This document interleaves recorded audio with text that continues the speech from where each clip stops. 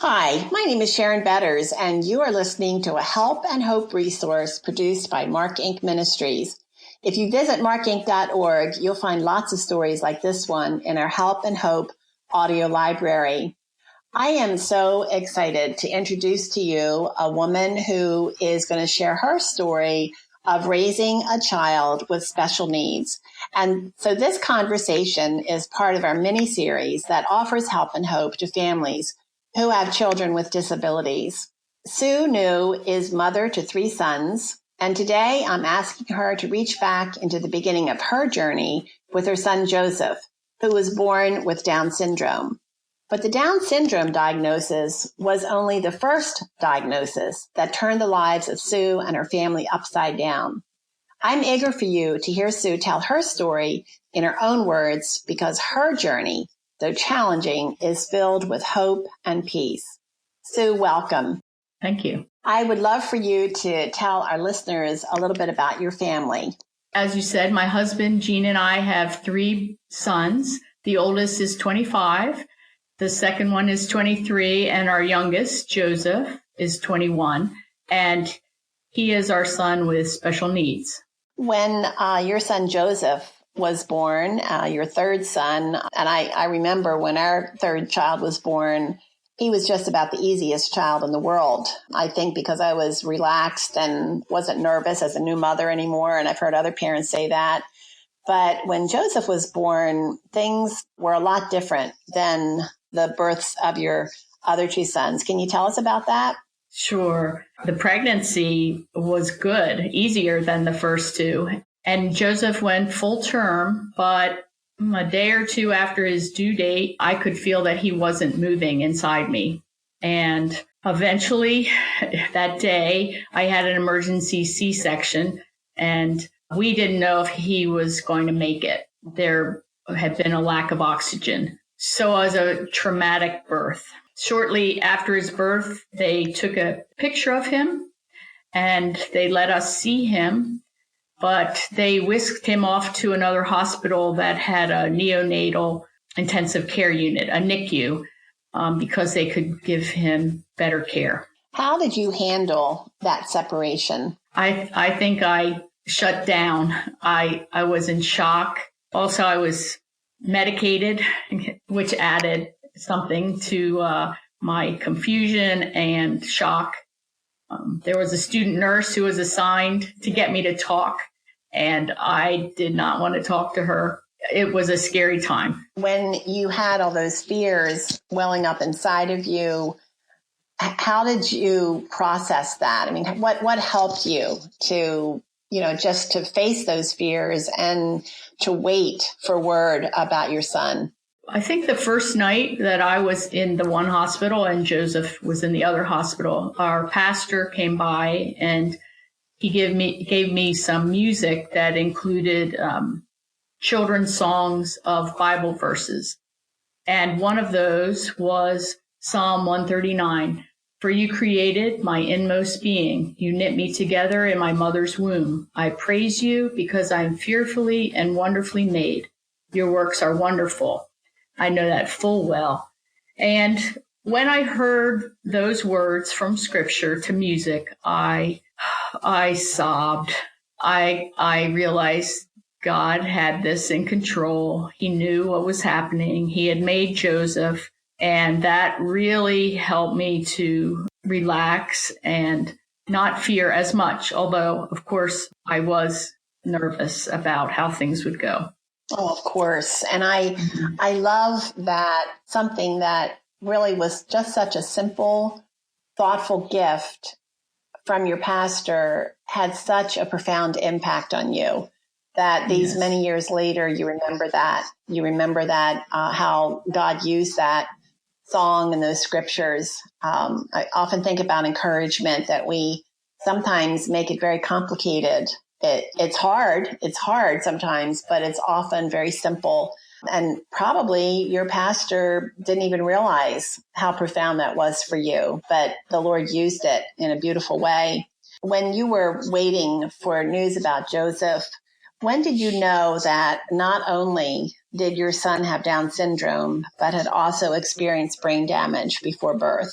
It turned out that Joseph was in the NICU for 13 days, and each day they seemed to take a tube off him. And it became apparent that he was getting better, and I got out of my hospital, and so I could go visit him.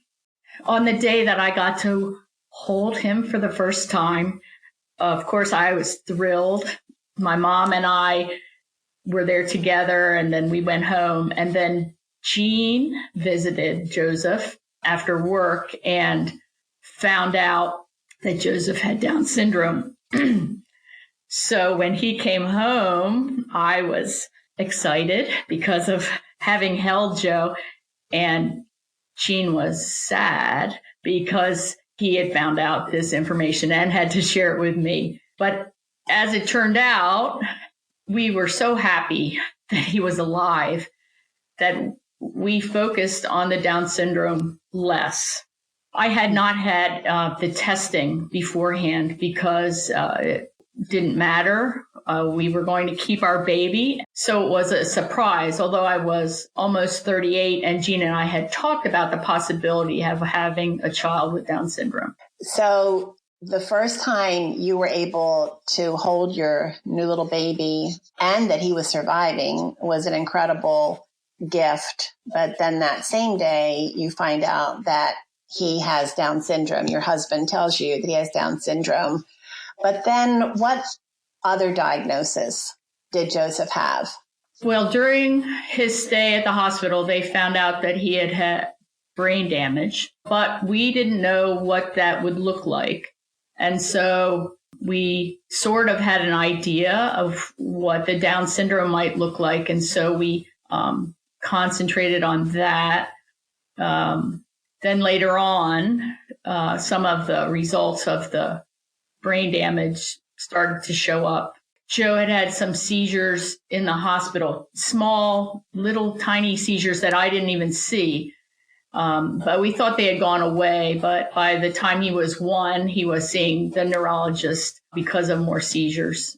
He was slow in learning things. Right after birth, he started feeding therapy because he was never interested in food and had a hard time getting enough nutrition. But then as he got older, he doesn't talk and he doesn't walk. And at age 3, he had a feeding tube so that we could give him enough nutrition and so he could take his seizure medications. Now he's in his 20s now, 21. And so what are some of the signs of that brain damage that still exists today? So he still is tube fed. He doesn't walk or talk. He uses a wheelchair, but we try to get him to use various equipment so that he's using his muscles, and we hope that he will walk with more motivation as he gets older. Our big problem is he has seizures every day. That is tiring to me because I think he's doing well, he's learning something, and then things get interrupted when he has these seizures. He's on a special diet that has improved his seizures, and he recovers from his seizures faster than he used to. He has fewer seizures, but he still has them every day. I can imagine that although you've lived with this for a long time, there has to be a level of stress for you not knowing when he's going to have a seizure and what impact it will have on him. Yes, he used to crawl, and sometimes if he had a seizure, then he would hit his head. So we had to be careful about where he crawled. And in addition to that, he is sometimes very loud. So you can't do everything with him because he would be very disruptive. Well, Sue, how did other people help your family, especially in the beginning, but then really throughout Joseph's life? Our church rallied around us when Joseph was first born. They did the normal things of making meals for us. And they took care of our other kids when Joe was in the hospital. My family, it's been interesting. Different people are comfortable with some things, like feeding Joseph. Other people are more comfortable just watching him while we're out for a couple hours. My mother and mother-in-law, of course, visited us when he was born and helped out, and my aunt. And so along the way, different people have stepped up to do different things. How did your friends help normalize Joseph's birth? I remember coming home from the hospital while Joe was still there, and there was a balloon on our mailbox. And that small thing made me feel normal, that in spite of the shock of his being in the hospital and of having Down syndrome, it was still a joyous time and people could rejoice with us. And I just love that balloon. Other ways, whenever anyone talks to Joe, even though he doesn't answer, that makes me feel like they know and appreciate him. That helps normalize things too. I think you raise a really good point of Joe is a person. He is his own person, and he's beloved by his family just like any other child would be beloved. And I think people have a hard time with people with disabilities, especially when the disabilities are obvious, in recognizing that, again, it might be hard to break the ice of approaching someone like Joe to talk to them. But the joy in the parents observing that other people care about their child just like they do, I think is enormous and immense. And what a gift that we can give to one another. I also think that people want to help and they want to interact in a loving way, but often they just don't know how. And that's one of the reasons why we have this series to offer help and hope, not just to the parents or the families who have children with disabilities, but to those who love them, so that they can see and learn ways that they can offer their help and their love to their friends or their family members who have this different kind of a life than what they expected. And when I think about that with you, Sue, I think that's a perfect segue into my next question. And that is, what kinds of losses have you experienced throughout your life as you have cared for Joseph? In the beginning, we went to the Down syndrome group in our town, and that was fun. We would have picnics and do other things together, and families interacted. But as Joe got a little older and the other kids were running around, I did feel a little left out or sad, because I saw these kids befriending each other and Joe couldn't do that. And so we backed off from that group. Not that they weren't nice and helpful and everything. It just was a little sad for me. Other times, I don't live with a lot of sadness regarding Joe. I know a friend of mine, every time she goes to a wedding, she feels sad because her daughter won't experience that. I don't usually feel sad about things, but when Joe turned 9, my other boys, when they turned 9, their baseball team moved to a different field where the kids pitched. And when Joe was 9, he didn't do that. And that, even now, I can feel that I was sad. That was one more milestone that he was not going to reach. And, but usually I'm okay. Just once in a while it hits me. In addition, there are certain activities that we can't do or we have to plan for. If we want to go away, we need to plan far in advance so we can get a spot for him. where he's going to stay or have somebody watch him. I think I'm always thinking and planning. You know, what's really so encouraging to me, Sue, is we've interviewed numerous parents with children with disabilities, and there is such a peacefulness about each one. Their love for their child is overwhelming, and they talk about the joy that God has brought into their lives through their children.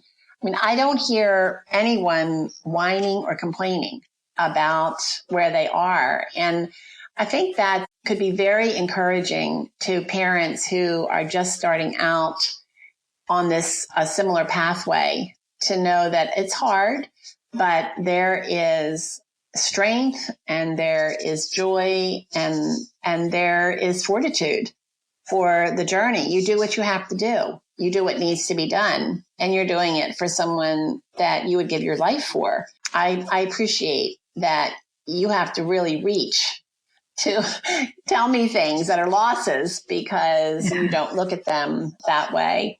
I do wonder, how about your sons? The older boys probably have had to do more than they might have if the situation had been different. The fact that they're all boys gives them they can do some things that if we had had a daughter, maybe wouldn't have been appropriate. Also, they're older than Joseph, and so they're stronger. And as time went on and he became heavier, they were able to lift him when I couldn't. That was very helpful. Jean took Joseph to his opening day of baseball the other day. There's a special league where everybody has a buddy and everybody bats and everybody fields. And Jean went to opening day the other day with Joseph, and that was nice. Sue, you are Joseph's main caregiver. What advice can you give to dads on how they can intentionally engage in the care of their own child who has special needs? I think with any kids, moms really like it when dads do things with their kids. That maybe is even more apparent when you have a child with special needs. It just makes me appreciate my husband so much when he does things with Joe. I think I can be a little hard on myself if I'm not doing everything I think I should do with Joseph.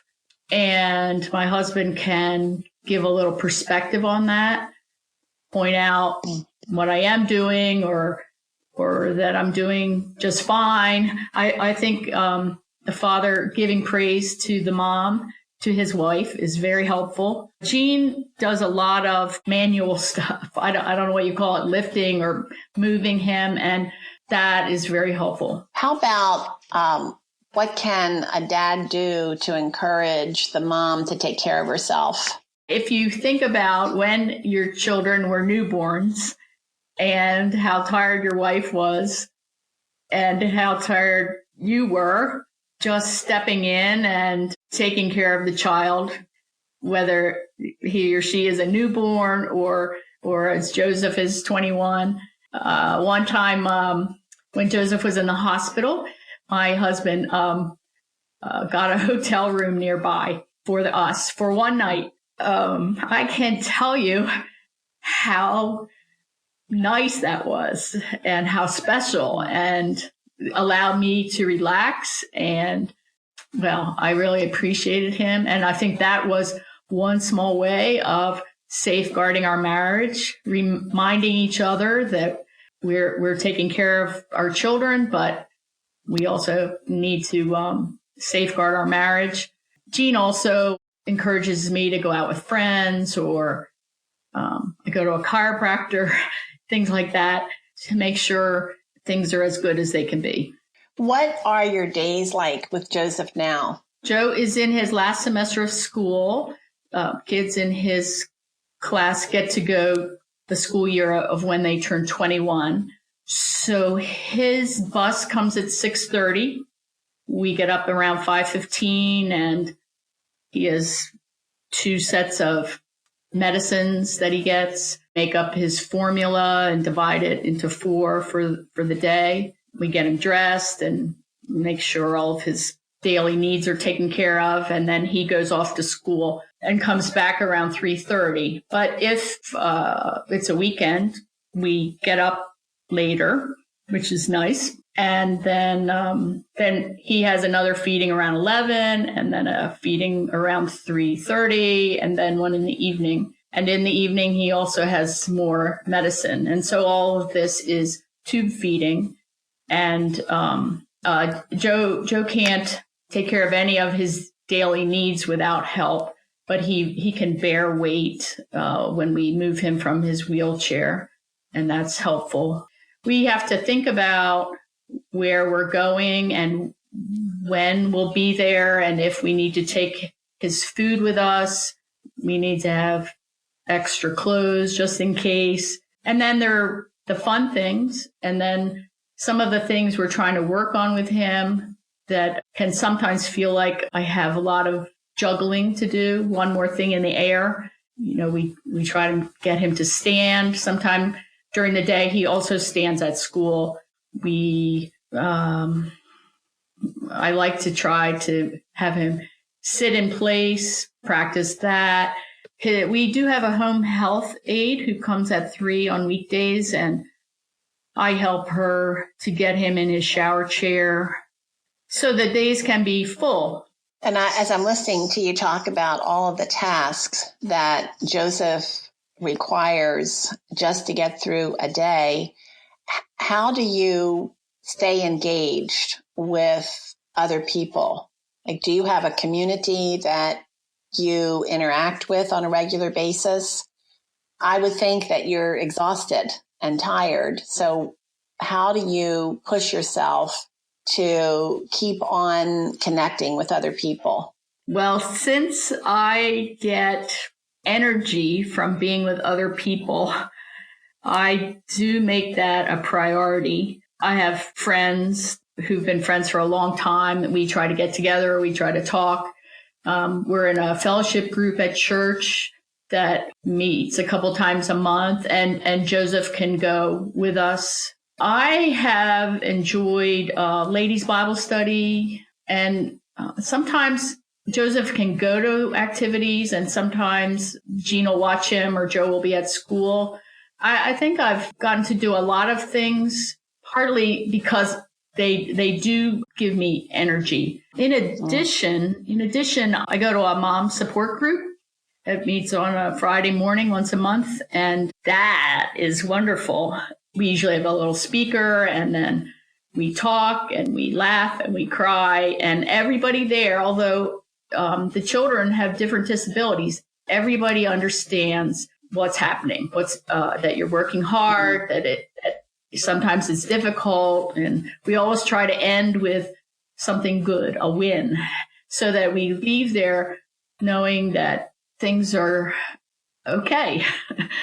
There are still good things happening. What you're describing, it just fits so well with, I believe God made us for community, that we need each other. And there's so many scriptures in the Bible, those one anothering passages to encourage one another, serve one another, pray for one another, help one another. And you're describing all of that through the activities that you intentionally are involved with. I love that you say you're energized by those activities, the relationships. You're energized by the relationships. And that would be, I think what I'm hearing you say, you would say to another parent is to find the time, to make the time so that you don't become isolated in your own world. And I also would imagine that there would be some parents listening who would say that you have no idea how hard it is. But see, you can say, but I do have an idea. And community, connecting with other people is critical to your health and your perspective. I love what you said about the monthly meeting where you leave with a win, where you're encouraged by the win. And I would think that for you and other parents with children with special needs, sometimes those wins might seem very tiny to others, but to you, they're huge and reason to celebrate. So I love hearing that. I also think, though, that Joseph is getting older and you and your husband are getting older. Do you ever wonder what will happen to Joseph if you and your husband can no longer take care of him, or when you die? Well, I was concerned about that when Joseph was still in the NICU at his birth. We had visited Joe. We were sitting in the car, and I said to Gene, "What happens when we die?" And he said, "Let's get him out of the hospital first." And so, yes, I have been concerned about it since the beginning. But now, as you mentioned, we are older and he's older, and it seems important to have something lined up. We did apply to one place, but it wasn't exactly the right fit for them. And so he was turned down. I felt okay about that. I felt like, okay, then the Lord must have something else for Joe. Sometimes I feel like there's information out there that I'm not aware of. Sometimes people share information and I learn about things, or a school shares or a hospital shares. But for future housing, I think there are not as many options as I would like. And sometimes I feel like I'm not aware of them. But I am part of a group that is advocating for more choices, hoping that we'll get something lined up for Joe. So it's obvious that you are a woman of faith. There's a piece in your story that I feel is a supernatural piece. How did your faith help equip you to love and care for Joseph? And how does your faith impact your life today?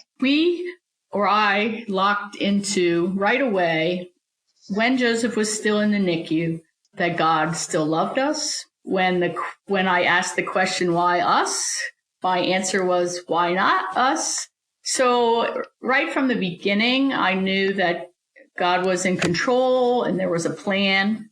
But as time has gone on, I feel like one of my purposes in life is to take care of my children and to take care of Joseph and to do that well. And so I really like Philippians 4:4-8.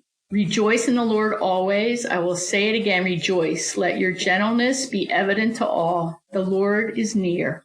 Do not be anxious about anything, but in every situation, by prayer and petition, with thanksgiving, present your requests to God.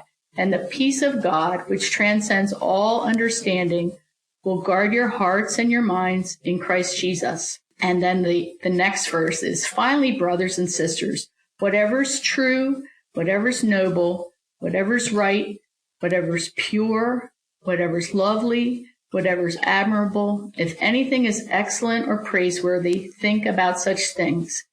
And so I get to do that.